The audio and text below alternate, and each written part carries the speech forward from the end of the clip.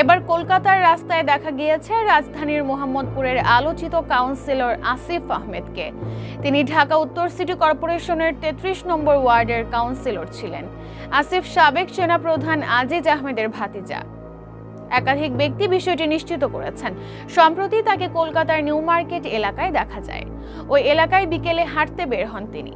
এদিকে বৈষম্য বিরোধী ছাত্র আন্দোলনে ছাত্র জনতার মিছিলে হামলার ঘটনায় দেশে তার বিরুদ্ধে হত্যা মামলা হয়েছে।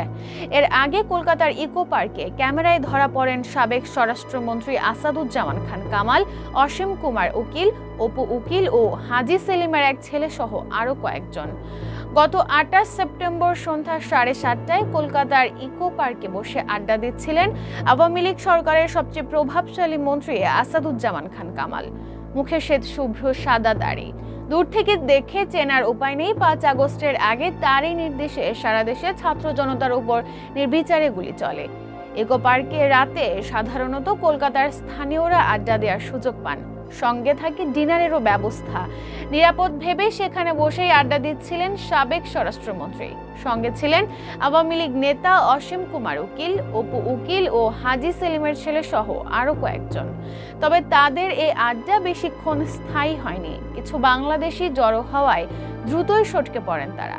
তবে ভিডিও করতে বাধা আসে কিছু অপরিচিত মানুষের কাছ থেকে। পার্কের দায়িত্বে থাকা ব্যক্তিরা বলেন, বাংলাদেশিরাও ইকো পার্কে বেড়াতে আসেন, তবে এখন সংখ্যায় কম।